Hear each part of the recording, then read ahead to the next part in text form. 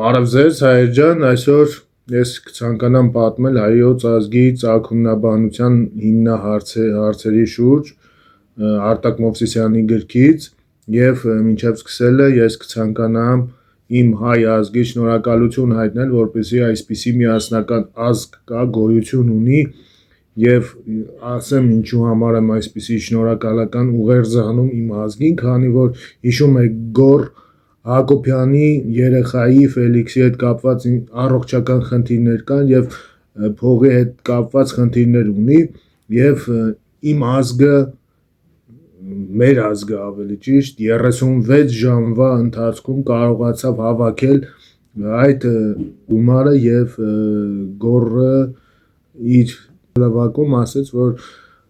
պահանջված գումարը հավաքվել է եւ 36 ժամվա ընթացքում եւ սա մոտիվացրեց ինձ ավելի հետաքրքիր պատմություններ հայոց ազգի մասին ցուցադրեմ իմ տեսոլովակներում, որովհետեւ սա եւս մեկ անգամ ցույց է տալի, որ հայ ազգի միասնականության ոգին եթե եղավ, հավատը եղավ, հույսը եղավ, մենք սարեր շուռ կտանք, ծառեր շուռ կտանք եւ մեր ցանկացած ուզածին տեր կլինենք կամ ուզածին կհասնենք եւս մեկ անգամ շնորհակալություն եմ հայտնում իմ ազգից բոլոր հայերից որ կաք ճիշտ է ես իմ փողային առումով չեմ կարողացել օգնել բայց փորձել եմ ինչ որ կերպով տարածել տեսահոլովակը այսպիսի գործունեությամբ եմ եւ զբաղվել բայց եւս մեկ անգամ իմ ազգի շնորհակալություն որ այսպիսի ազգ կա ես եւ սկսեմ հայոց ծագումնաբանության մասին հայերի ծագման մասին հին ու միջին դարերում գրի առնված ավանդազրույցների պատմագիտության մեջ առավել տարածված տեսություններ կան, ապա վկայություններ կան այսօր Հայաստանի ու հայերի մասին մեր ունեցած հնագույն տեղեկությունները հայկական ավանդազրույցների մասին կպատմեմ հայոց ծագումնաբանության մասին հայկական ավանդազրույցության մասին հայկական ավանդազրույցները ծնվել է վաղնջական ժամանակաշրջաններում եւ մեզ է հասել պատմահայր Մովսես Խորենացու հայոց պատմության շնորհիվ ավանդազրույցում հստակ առանձնանում է ժամանակագրական երկու շերտ առաջին հնագույն շերտ ստեղծվել է գոյություն է ունեցել նախաքրիստոնեական ժամանակներում հնավանդ զրույցի համաձայն հայերը սերվում են Դյուցազն Հայկ Նահապետից, որն առաջին արարչագործ աստվածների հսկա որդիներից էր։ Ահա թե ինչպես է ներկայացվում հայոց նախնու ծագումը Մովսես Խորենացու մատյանի սկզբում։ Աստվածների առաջներն ահեղ էին եւ երևելի եւ աշխարհի մեծամեծ բարիքների պատճառ, աշխարհի ու բազմամարդության սկիզբ։ Սրանից առաջ եկավ հսկաների սերունդը, սրանցից մեկն էր Հայկը, թե որ Աստծո որդին է Հայկ Դյուցազոնը մեր ավանդազրույցում չի պահպանել այդ բացը բարեբախտաբար լրացվում է Քրիստոսից առաջ 3-րդ հազարամյակի հնագույն միջագետյան շումերաաքադական սեպագրի արձանագրությունների շնորհիվ։ Դրանցից տեղեկացվում ենք, որ հայկական լեռնաշխարհի այսօրվա հայտնի հնագույն պետության Արատայի հովանավոր աստվածը Հայկն էր, իմաստության եւ տիեզերական ջրերի Հայա Աստծո որդին։ Հայ աստվածը կոչվում է նաեւ Հայ, Խայա, Էա, հնագույն աղբյուրներում մեծարում էին Էնկի շումերական տիրակալ երկրի, Նուդիմուդ շումերական արարչագործ եւ այլ տիտղոսներով։ Նրա պաշտամունքը կապված էր հայկական լեռնաշխարհի Եփրատ եւ Տիգրիս գետերի ակունքների հետ պատահական չէ, որ նա պատկերվում էր որպես այդ գետերի սկզբնավորող, Փաստորեն հայոց նախաքրիստոնեական ավանդազրույցների համաձայն հայ ժողովուրդը համարվել է արարչագործ հայ Աստծո եւ նրա որդի Հայկ Դյուցեազնի սերունդը եւ կրել է արարչագործ Աստծո անունը։ 301 թվականին քրիստոնեությունը Հայաստանում հռչակվեց պետական կրոն, որից հետո նախաքրիստոնեական ամեն բան արգելվեց կամ համապատասխանեցվեց քրիստոնեության աշխարհընկալմանը։ Աստվածաշնչի առաջին ծննդոց գրքի համաձայն բոլոր ազգերի առաջացել են Նոյ Նահապետի 3 որդիներից՝ Հաբետից, Քամից եւ Սեմից։ Այս պայմաններում հայոց ազգածագման նախաքրիստոնեական ավանդազրույցը համապատասխանեցվում է Աստվածաշնչի պատկերացումների, ձևավորվեց հայոց ազգածագման նոր զրույց, որի համաձայն Հայկ Նահապետը Նոյի Հաբետ որդու ժառանգներից է։ Թորգոմա Նահապետի որդին։ Թորգոմ Նահապետը Աստվածաշնչում համարվում է հայկական հնագույն պետական կազմավորումներից մեկի Թորգոմատան կամ Թոգարամա կամ Թեգարամա երկրի հիմնադիրներից ավանդադիր նախնին է եղել։ Թորգոմատունը գտնվել է Եփրատի վերին ավազանում եւ հիշատակվում է դեռևս Քրիստոսից առաջ 20-ից 18-րդ դարերում։ Այդտեղից էլ ծագում են միջնադարյան գրավոր աղբյուրներում հայերի տրվող Հաբեթածին, Թորգոմածին, Թորգոմյան ազգ անվանումները։ Հայ սահմանաբանության նոր քրիստոնեացված ավանդազրույցը ևս հայերը ներկայանում է որպես բնիկ ժողովուրդ հայկական լեռնաշխարհում, որը իրենց հայրենիքն է եւ մնացած մարդկության նախահայրենիքը։ Այս տեսությունը իր զարգացման բարձրակետին է հասնում մխիթարյան հայերի 18-ից 19-րդ դարերի աշխատանքներում, որոնցում ընդգրկված էր Հայաստանի մարդկության հայրենիք, իսկ հայերի աստվածային ու առաջնաստեղծ լեզու լինելը։ Հայոց ազգածագման ավանդազրույցը կարևոր մաս է կազմում Հայկ եւ Բել վիպասքը, որում արտացոլվել է հնագույն Միջագետքի եւ հայկական լեռնաշխարհի դարեր տեված հակամարտությունները։ Ըստ ավանդության Բելի դեմ Հայկի տարած հաղթանակով է հաղթանակի օրվանից հայերը սկսել են հաշվել բուն հայոց տոմարը։ Ըստ Ղևոնդի Ալիշյանի հաշվարկի դեռ դա եղել է Քրիստոսից առաջ 2492 թվականի օգոստոսի 11-ին։ Կան այլ հաշվարկներ։ Հայկական ավանդության համաձայն Հայկի անունով մեր ժողովուրդը կոչում է իրեն հայ եւ երկիրը Հայք, Հայաստան, իսկ նրա ժառանգ Արամ Նահապետի անունից առաջացած Հայաստանի, Արմենիա եւ հայերի Արմեն անվանումները։ Հայկի եւ հայկազունների անուններով է կոչվեցին լեռնաշխարհի բազմաթիվ տեղանուններ։ Արամանյակի անունով Արագած լեռը եւ Արագածոտն գավառը, Արամայիսի անվամբ Արմավիր, Երաստից Երասխ կամ Արասք գետը, Շարայից Շիրակ գավառը, Ամասիայի անվամբ Մասիս լեռն ու Մասացուտ գավառը, Գեղամա անունով Գեղամա կամ Գեղարքունիքյաց ծովը, Սևանա լիճը եւ Գեղարքունիքի գավառը, Սիսակից Սիսական Սյունիք աշխարհը կամ նահանգը, Արագեղեցիկի անվամբ Արարատյան աշխարհը եւ այլն։ Այլ ազգերի ավանդազրույցները հայերի ծագման հունական գրությունը կապում է արգանավտների ավանդության հետ, որը շատ սիրված ու տարածված էր Հին Հունաստանում։ Դրա համաձայն Հերոս Յասոն ընկերների հետ Արգո նավով ուղևորվում է Սև ծովի հարավ-արևելյան ափերը։ Նպատակը երջանկության ու հարստության խորհրդանիշ ոսկե գեղմը ձեռք բերելն էր։ Նավարկությունը մասնակցել է Արմենոս։ Նա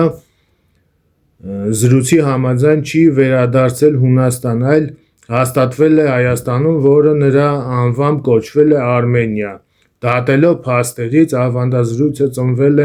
արգոնավորդների պատմությանն միացել նաև մակեդոնացու արշավանքների ժամանակաշրջաններում, այնպես էլ պարսիկների և մարերի մեդացիների հունական ծագման մասին զրույցները նպատակ ունեին արդարացնելու Ալեքսանդր Մակեդոնացու նվաճումները, ամբողջից անջատվածների վերամիավորելու առաքինությունը, պատճառաբանությունը, ուստի և չեն համարվում պատմության ստույգ աղբյուրներ, սակայն ավանդազրույցները վկայում են տվյալ դարաշրջանում Հայաստանի ունեցած կարևոր դերակատարման մասին։ Վրացական ավանդազրույցները գրի է առնվել 9-11-րդ դարերի վրաց հեղինակների կողմից։ Ըստ այդ Թորգոմոսի կամ Թորգոմի 8 որդիների առաջացած 8 ժողովուրդները՝ ավագ որդի Հայոսի հայերը, Քարթլոսի վրացիները, մյուս որդիները կովկասյան մի շարք ժողովուրդներ։ Այս ավանդազրույցը կրում է Բագրատունյան թագավորության և դրան նախորդող ժամանակաշրջանի քաղաքական իրականության կնիքները, երբ հայոց արքաների ազդեցությունը տարածվում էր կովկասյան երկրների վրա։ Դրանով բացատրվում է ոչ թե Քարթլոսի, այլ Հայոսի 8 եղբայրներից ավագ լինելու հանգամանքը։ Հայերի ծագման մասին հին եղբայրական զրույցներում Հայաստանի հիմնադիր է հանդես գալիս Ուրոսը,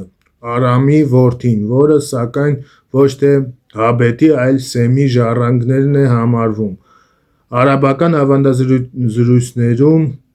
որը կրկնում է պարսկական աղբյուրներում, հայերի նախահայր Արմինին է, Նոյի Հաբետ, Ղուրանում Յաֆիա որդու ժառանգներից։